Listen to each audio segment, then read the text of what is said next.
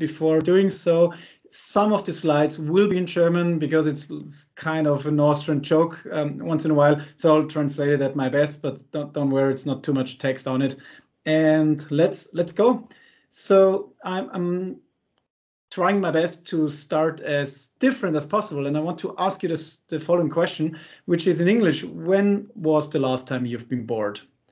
And actually, you don't have to answer it because I already know the answer. It's not that long ago. And the sad thing about that is it's hopefully privately, it's quite a long time ago, but business-wise, it's not long ago. And the reason for that is this. So we've all been in presentations, we've all been in meetings, and most of the time we've been presented PowerPoint slides full of bullet points, too much information, someone is reading what is exactly on the slide, so not that much of an info. So I want to do it completely different today, and I want to invite you to join me to a little journey, a little story, and we will end up in your specific questions regarding LinkedIn profiles, but let's do the story first. So as we learned as child, a long time ago, es war einmal in German, this is how stories begin, how we've been told. And I want to invite you to a year which might not be that long ago for some of you, and for others, it seems to be very long ago. So let's get started.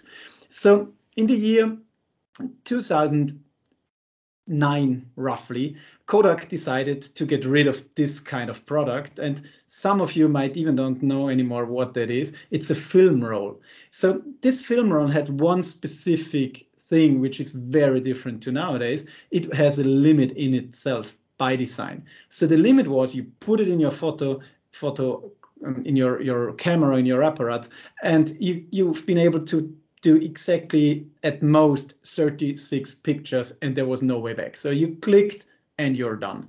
So this was a time I still remember actively where you've been very limited in the amount of information you could document, create, and have in your pocket with your machine. But that changed. So let's move to another year, 2005. And what you can see here is a picture taken out of Rome via Vatican. And there's quite some interesting parts of it. First of all, what has happened? So in this year, the Pope died. There was, a very religious moment, a very, from society perspective, very important moment. And people gathered there to join, to see, to be there. So what is so different from our perspective in the year 2021 to those times? If you take a look what those people are doing, they are there, and that's it. I mean, they're in the situation, and that's it. So there's one person at the right, at the bottom corner, and this person is potentially writing an SMS and maybe technically doing a photo. So this was quite normal from our perspective. Now that's kind of weird. So this would be normal, isn't it? 8 years later, no one died. A Pope stepped from his position, stepped down, which happened twice in history. And even some of those people on this picture have been there 8 years before, but now it's completely different. Now they are willing to, and they have the technical capacity to do their documentation, to say, well, take a look, this is my picture. I was in that angle, and that was how I've seen it. Funny part, this picture was taken a million times, so you can go to Google the next day after and download it. It would be more or less exactly the same picture, but that's not the case because people want to document, people want to show from their angle. So you could argue that's normal, but something changed again. And what changed is that people really like to be part of the story, even if something really important is happening at the back. So if you're on vacation, if I'm with my family, if we are somewhere, what are we doing? We're taking the camera and we're doing a selfie, isn't it? So in this case, there's two like highly important people, but the one is doing a selfie and at the back is the Pope. So that is how dramatically change there was within a few years. So by using a picture, this selfie stick does something which was always there, but was forgotten for a certain time.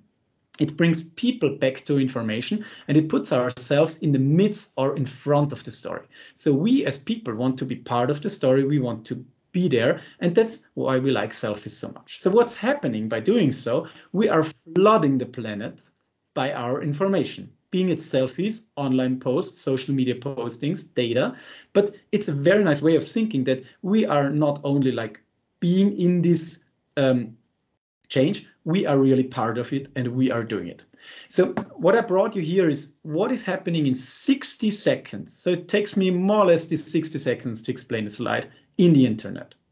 So read it by your own, I won't read it to you. So what you can see there is there's so much information created only in 60 seconds in the internet that it would take more than our lives together to consume it. It's impossible to consume it. It's way too much information.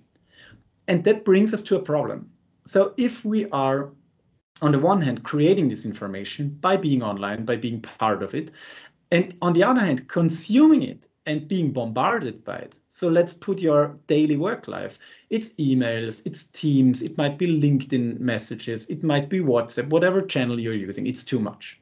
So to avoid to be on this right picture, to be flooded, overloaded, there's something quite nice what we can do, and it's very natural to people, we adapt. So we are super good in accepting the challenge and then navigating through it by deciding what kind of information is relevant and which one is not. So there's this common explanation of how an internet user is behaving. And the comparison is we are kind of behaving like a goldfish in his glass. So the reason why a goldfish is never bored in his glass, after a few seconds, he forgot where he started, so he can explore it once again. It never gets boring. Having an internet user, like if you take a look on how we are behaving in our daily life, the similarities, we are distracted after a few seconds and we forgot the reason why we've been there.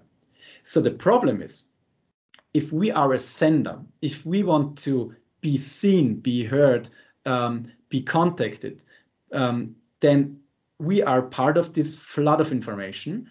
There's very limited time and people choose within milliseconds if information is relevant and interesting or not at all.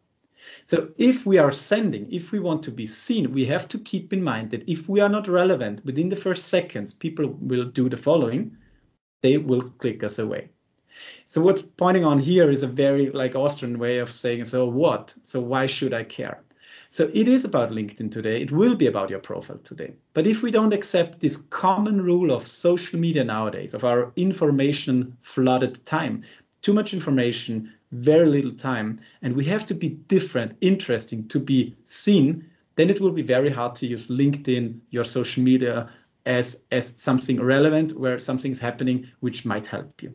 So let's do it a bit different. Imagine like the few minutes before, Tina gave me the word and said, now Tom, it's up to you, do your presentation, and I started the following. Like the normal way of introducing myself would be that I told you who I am and that I'm that excited to be here and where I've come from and what I studied and what was my position and stuff like that. So what I'm doing there is I take the first seconds of your interest and I bore you.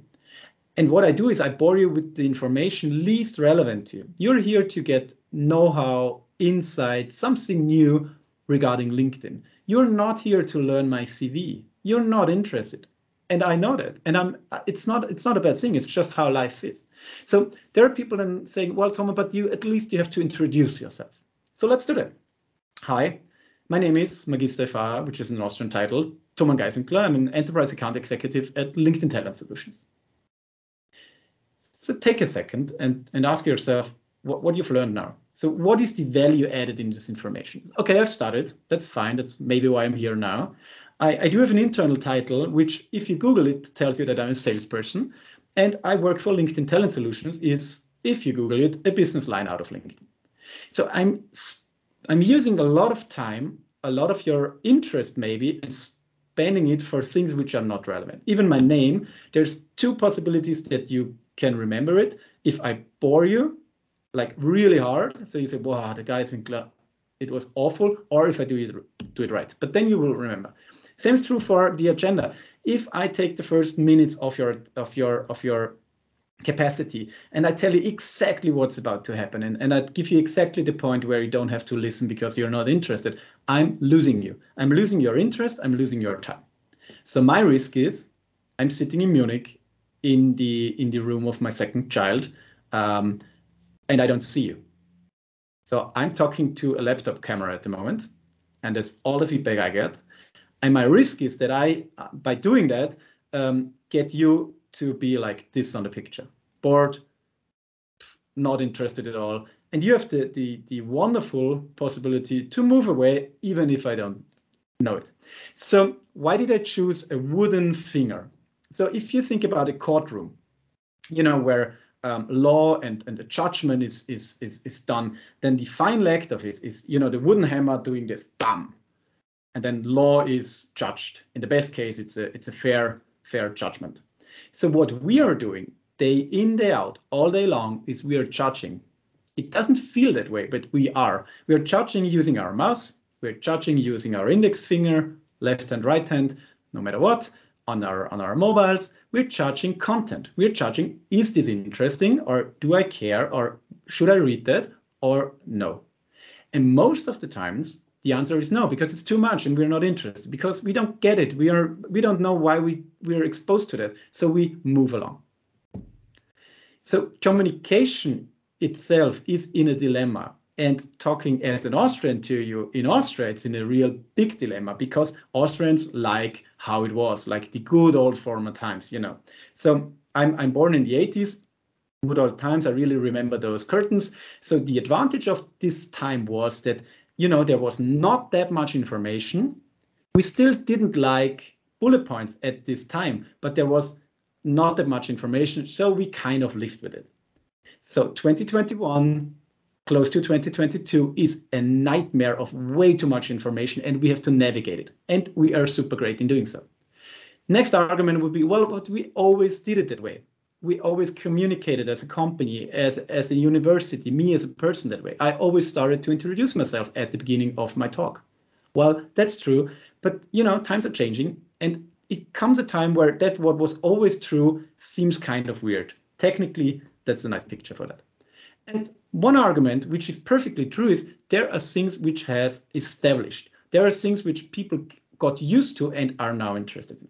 So these keywords, the setting on it, they're still the same. People live with it. They're used to it. You don't have to change all of it. So communication-wise, this means something different. This does not give you the answer of, okay, well, do your communication style out of the 90s and post it on social media. You really have to think differently. So I brought you an example. Imagine the following. It's a daily life situation. You go to your favorite bakery. It's the store you always go. You really like it. You go in there. You already know the salesperson. You say, hey there, how are you doing? And then you take a look on the shelf and then see, oh, there's something different. It's a bread you've never seen. So you ask the salesperson, say, hey, well, that looks good. What's this one? So the answer you get is, this is 700 grams of, now I missed the term meal in English. Sorry, the ingredient, it's a bit of water and it's yeast. Flour, thank you so much, flour. So what you got is a technical description, bullet point wise, of a product. What it does not trigger you at all. It does not touch you emotionally. Now, imagine the same situation. You go in there, you ask the salesperson, what is this kind of bread? And you will be told the following. This is a Tyrolean bread. It tastes absolutely delicious, no matter if you do it with sweet stuff or like ham and eggs. No matter, there's no need for more information, because now you've got a feeling, you've got a story in your bread, and now you're interested. If it's not super expensive, you're gonna buy it. So what we are doing, we are thinking from us as a sender. We are thinking of what information do we want to put into the world? What should everybody know about ourselves? And we do not care at all what the others might be interested in. So if you take this picture here, which should like show the search for intelligent life, we have a huge advantage as senders, because we know, okay, there's intelligent life out there and we know where to find them, but we have to care about how do we send. So most of the times when I do talks like this and webinars, I get people to this point, which is a kind of telling me, so, well, you're right, but still I won't change nothing. And the reason for that is because change is quite hard, and you have to really internally change in communities or for yourself. But we ask the market, how do you perceive LinkedIn? And a common answer is, okay, it's about job, it's about business, and that's true. I mean, that's how we're perceived. in comparison to Twitter and Facebook. The job point is very famous on LinkedIn. And somehow people then think, okay, well, if it's job and if it's business, then we can still stick to those old communication styles. We can still do the PDFs and the bullet points and a bit boring facts and not that much emotions. But what people miss is it is social media. So it's true, it's business. It's true, it's careers and jobs and that kind of topics, but it's social media. So we are still in this selection where we very fast decide if that's interesting or not. So talking about LinkedIn, we have roughly 800 million members globally. And all those people came for a different reason. So there's not the answer what is right or wrong on LinkedIn. There's not the answer what all those people are striving for, but they do different stuff. So close to 800 million people, millions of companies, millions of applications, skill sets, schools like IMC Krems, they are all on there and they're all online. And this sounds really great, and it is a huge opportunity to explore people, to connect, to get interaction with very interesting people. But it's a challenge as well, because if you put yourself into center, if I say, well, I'm Toman, I'm only one person, there's millions out there, and there's millions of companies, then all those data points, they are around my profile. So what LinkedIn needs to do, or what LinkedIn needs to avoid, is that we are part of the info flood of this, where I say, well, okay, that's nice to know, but it means it's way more information that I ever consume. How do I handle it? So what's happening is there's a technological answer to it. So LinkedIn it's a huge big data corporation. So, and we are pretty decently good at matching those topics, bringing together the right people with the right topic, the right school, the right skill set, bringing together companies and people, and that's called matching. But somehow there's two ways of interpreting this situation. So there's two ways of telling, okay, now I understood there's this machine in the back of LinkedIn doing the job, and then there's people seeing that more like as a threat, like, okay, this kind of Terminator style, black box algorithm, I put in my super great content and the bad LinkedIn algorithm does not bring it in front of my target group, and that's why I don't have this success I should have. And there's another way of looking at it, which is like WALL-E, this friendly robot helping humankind to build up Earth again. So and meaning, well, no matter what you're doing, the algorithm is so great, brings in the content to the right people, everything will be perfect. So the truth is, if I'm asked, so what is a LinkedIn algorithm doing? I have to be honest. There's multiple of those. It's highly complex, and I can't tell because I don't understand those formulas. But what I do understand is what are people interested in. What I do understand is how to present myself so that I get the awareness I'm looking for and that people don't click me away. And that's not that complicated as trying to understand these really complicated algorithms. So take this as an example. Whenever you start posting on LinkedIn, what's happening is that if you share rich media, which is video, posting a video photo or a link, you get 3 lines, and then there's this more button, which answers one simple question.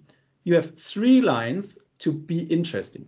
So if you put in a boring beginning and then be specific and interesting at the bottom, no one cares because no one clicks there. You have to be the answer to stop scrolling. Your posting, your profile should be the answer that someone checks it and say, well, that's kind of interesting. What is this person doing? So proximity means, why is this post in front of me? Someone liked it. Scroll stopper is giving me the answer, should I stop there? Is it interesting? If I do, I click, then something is happening.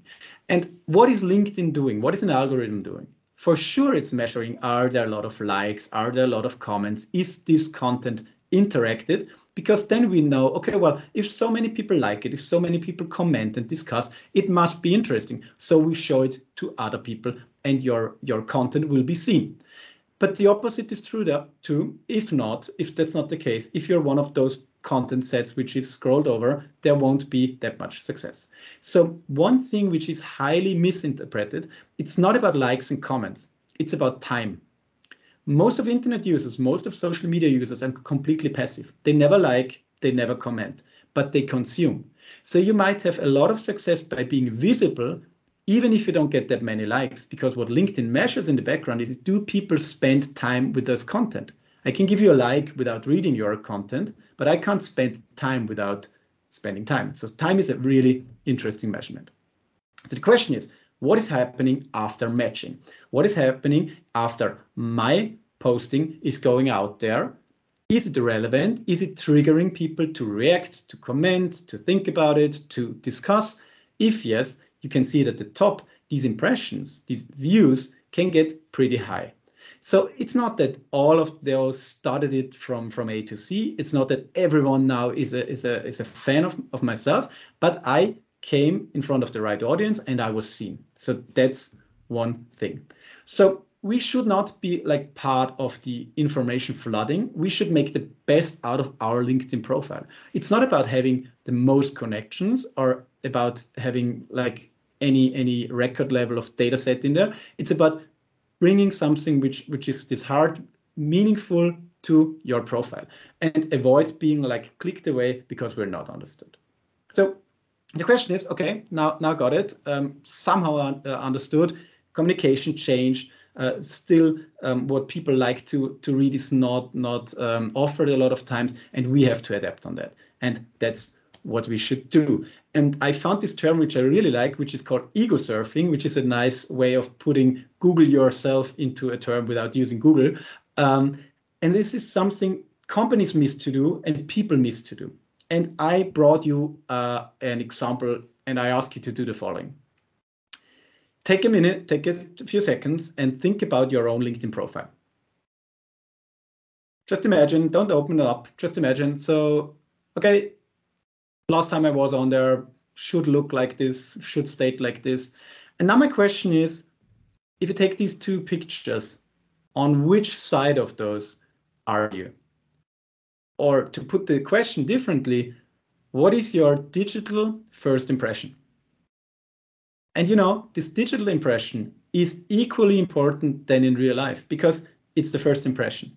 It does matter what is your impression if someone visits your profile, because that's the first thing these people will see, and that's within seconds, milliseconds even, that they decide, do I move on or do I connect? Do I follow or do I move on? Do I keep this person in mind because that was kind of interesting, or is it like Mr. Mustermann, which is, I think, not that real as a profile, that there's no information on there. I don't know what this person is doing, so I'm gonna move away.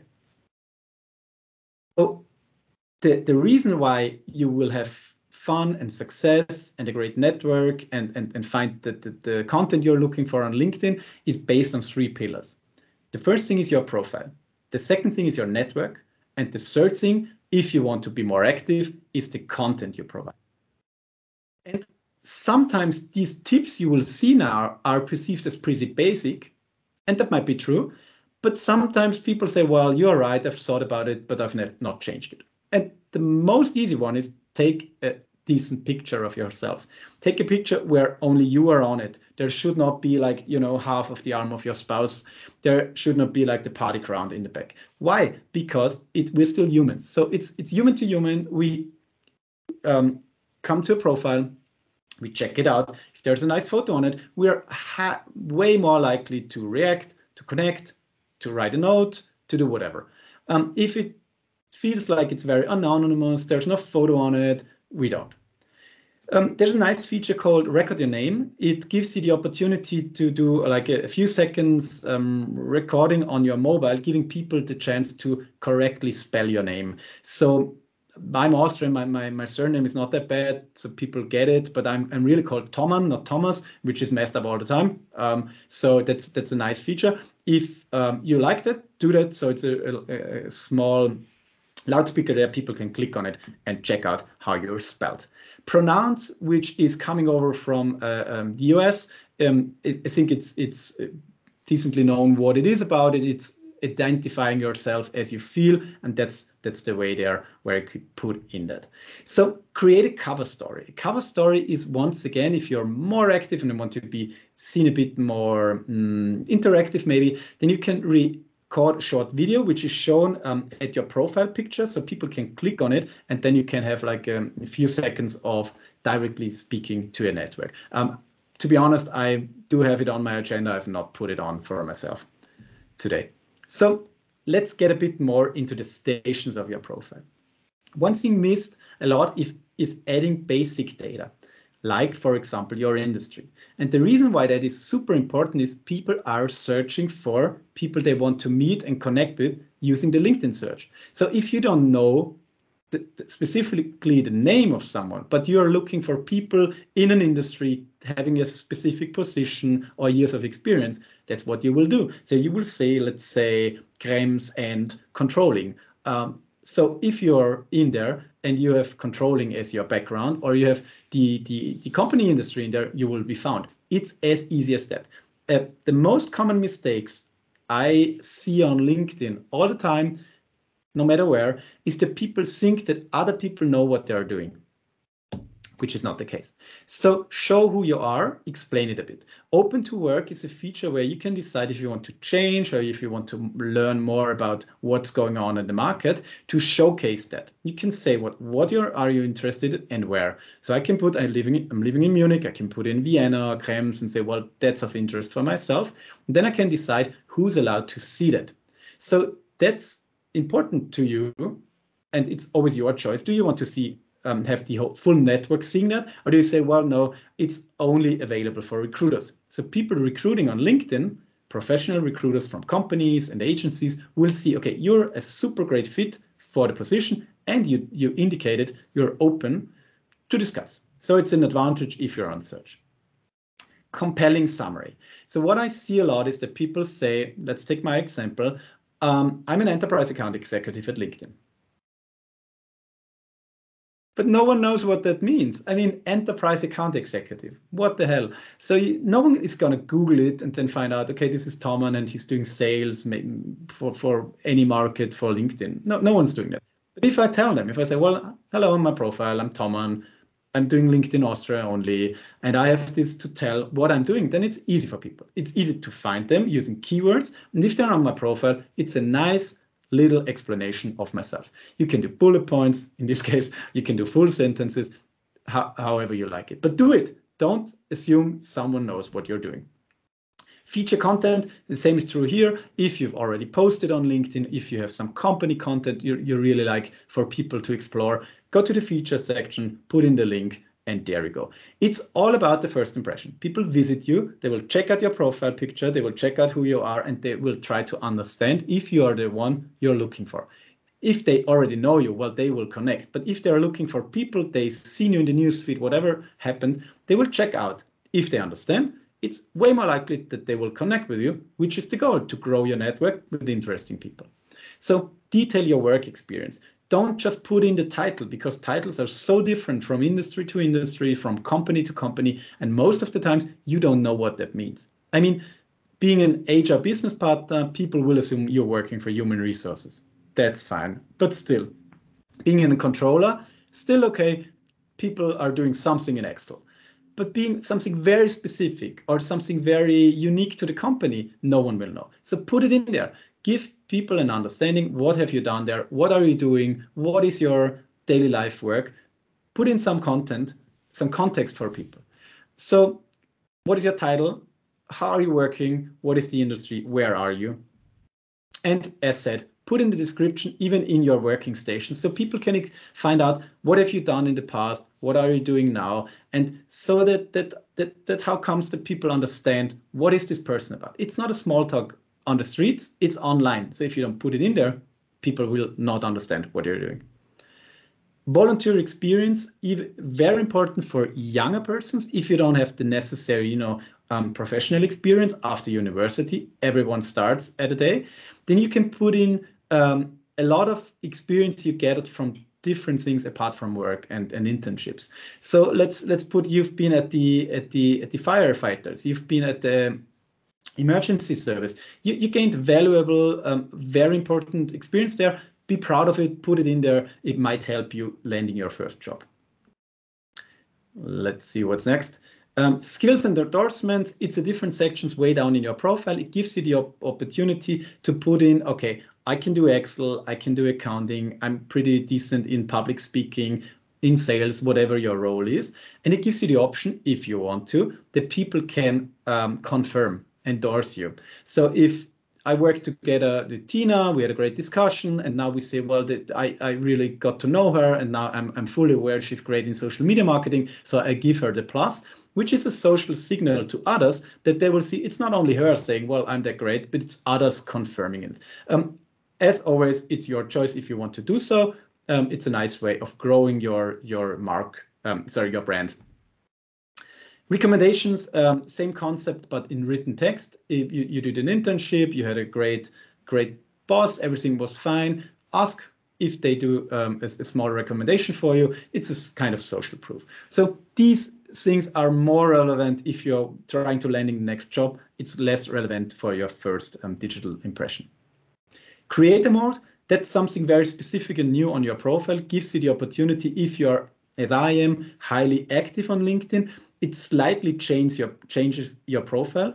It showcases more what you're posting. It's then more about your content you're doing, and it's a bit less about your interactions. So if you visit my profile, you will see the postings I did and not what I liked, because I'm more active being a creator. So it's slightly changed. So if you're already doing a lot of or a bit of content on LinkedIn, posting yourself, try it out. It slightly changes the way your profile is, and it will give you two offers. If you have done a bit of content, it will give you a newsletter feature and the LinkedIn Live function. So share a status update. It's always the beginning. It's like writing a book or something else. It's always a blank page at the beginning. So click on it, say what do you want to share, and then always keep in mind, and that was the reason why I've began with those stories. Keep in mind that people are interested, but there's so many different informations out there that they can choose. So try to be as interesting, as thought-provoking, as funny, whatever you want to be at that moment, that people will stop by and say, well, that's a kind of interesting question. That's a nice information. I did not know that, so that they will stop by. Don't be like very longish. Don't share PDFs because people won't read it. Follow companies. By indicating what your interests are, by indicating what companies you're interested in, what hashtags, what industries, the algorithm will understand better what might be of interest, and the suggestions you will get in your news feed, in the menu, will become better. The same is true for influencers. I'm working for LinkedIn, which is part of Microsoft. I'm not connected to Bill Gates, and I think he won't use it like all day long for himself, but I'm interested in his profile and in what he's doing, so I'm following him. So if you don't take Bill Gates, but someone in the Austrian or your market where you're interested in this person, but you've never met, so you feel like connecting might be the false move at the beginning, just click on the follow button. So you will have this person in your newsfeed. You will be aware of what this person is doing and sharing, or maybe you learn from the style of content, whatever your goal is. But the follow button, as in any other social media, is a nice option for people too, not only for companies or topics. The search, as stated, that's why it's so important that you have the information in your profile for which you want to be found for. Don't assume that anybody interprets. People are searching by using the LinkedIn filter. They're saying, oh, where I'm looking for, what should be in the profile, what kind of people am I interested in? Then they hit the enter button, and depending on that, they will connect you or visit your profile, connect with you or not. So please don't assume, first time I think that I say it, don't assume that someone knows and already is informed. Put it in a nice way so people understand. The same is true for your news feed. It might happen that you're connected to someone, you still like the person, but the content is the wrong for you. It's very specific in a niche you're not interested in. So should you disconnect with this person? Maybe not, because you still want to be in his network or her network, but do you want to keep following the content which is not relevant? Of course not. So you can simply click on it, say, I don't want to see this anymore. It's nothing bad against the person, it's just not for me. and you will be connected, but it's not in your newsfeed. The same is true for advertisements or companies you're following or specific topics. If you navigate and if you do it, the feed gets more what you're looking for. The feed gets more relevant too. So my hope always, if I do something like this, is that I get people to this point where they say, oh, well, I think I'm going to change it. Because if you, it's small changes on your profile, it's a bit more information, being a bit more easier to understand. It will completely change the way LinkedIn will work for you. Because then you will see, okay, well, now I get in front of the right people, now I will connect with the right people, and now it's easier for me to navigate. And I want to close with a picture. I'm not a historian at all. I studied business studies, but what I really know by heart is that people, like humankind, is not that old. So from the beginning of time, where we've been in small groups in the cave, we did certainly not read bullet points and facts. We told stories. And those telling the best stories, the best storytellers, were the ones who were listened to. So now in our world, we want to be the storyteller. We want to be the person listened to, found for, and not the bullet point. So keep that in mind. It's business social media for sure, but it's social media. It has the rules of social media. If we are the ones who are interesting, we will have everything. If we are not, remember the finger, we will be judged. And that's it from my side. Thank you so much for attending. And I'm, fully available for questions now. Thank you so much. Wow, thank you so much. Thank you so much, Thoman. And I have a question, because I think we have many students and also alumni in our audience. And we talked in preparation of this webinar about active sourcing. Oh, hello, Radus is also here. Active sourcing, that means, could you explain it? What companies do, how they recruit in LinkedIn, and what is of utmost importance in talking in terms of what should I have in my description to be actively sourced by HR and personal managers. This is because I told you my daughter, she was actively recruited over LinkedIn when she just graduated, and I would like to give all those students and young alumni that you give us tips about their competencies and how the profile should look like, that it could match with the recruiters. This is my first question. And then I think we have Radus. It's our alumni ambassador for Bratislava. Okay, thank you. Thank you so much for that. So normally I do the opposite. I tell recruiters how they use our products to find you. So now let's do the vice versa. So what is a recruiter doing? Let's be sorry, could you show it maybe with your profile and tell them exactly what they could do? When you show us your profile. Yeah, just give me a second. So that would be an idea. Yeah, perfect. So what a recruiter is doing, and we have to be completely honest there, is they have the same trouble. There's too much information, they have too less time, so they have to be fast.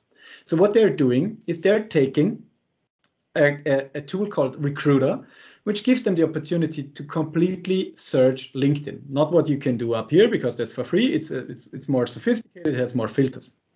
So what do? So they can say, well, I'm looking for someone having this title. But then they step into the first problem. There are so many titles. So the answer is pretty easy at the end. They will say, okay, let's check out if someone is already in the region or indicated, for example, that he or she is willing to move. So how do I do that? If I go on my profile, I can go, sorry, it's in German now, but quickly translate. It's open for, I can say, well, I'm open for jobs. What are you looking for? These are the positions I'm interested in. Do I want to work remote or not, and where? So by putting in this information, let's say, okay, I'm in Munich now, but I'm Austrian. Maybe I'm going to move back to Vienna. Someone can find me by saying, well, I don't care if the person is there already, but we want to have people who has indicated that this location is of interest. First step. So tell the system, it's only viewable to recruiters, what is of interest for you and where. If you don't want to go to Graz, let's say, well, why should you? Then that's fine. If you're interested in Vienna, put it in there. First thing. Next step. Actually, recruiters tend to try to find people by using titles, but it's hard because there are so many. So what they tend to do then is they will use keywords. And that's the strongest point I can recommend for your profile. What a recruiter then is doing is they are searching for a combination of keywords, and honestly, they don't care if it's in your title, in the description, or somewhere. They just care, is it in there? So do we find people having the right combination of keywords, having, for example, 5 years plus of experience? So let's take my profile and put in sales. So if you're looking for someone in Vertrieb or sales or Verkauf in German, then here you go, there's my profile, and you will see it's not like my first job. I do it for quite some time. So that's why, for example, I put in all the stations I did, even my very first job here a few years ago, and there you can find this sales in there. So because I want to, that's if someone is visiting my profile, this person can see, well, okay, this guy is doing sales for quite some time. So they can filter on years, but then still they will see, okay, this is Toman, he's 10 year plus of sales, and it's a lot of stations. So let's be honest. In my very first job at this company, I was a consultant. So the role was, there was sales in it, not a little part, but the main role was something different. But now, for me, what is important for my role is to showcase, well, I was a sales in there too, and I had other parts. So you can always navigate a bit on how you want to be perceived. Let's be honest, it's not about lying. It's not about putting in something you've never did. But if you did something which is not of interest for you at all, and you say, well, and there was a different topic as well, that's what I want to do now, then put this to the strong point on that one.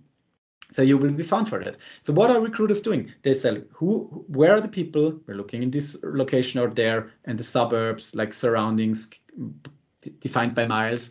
And then they say, well, we're looking for some background, industry background, keywords.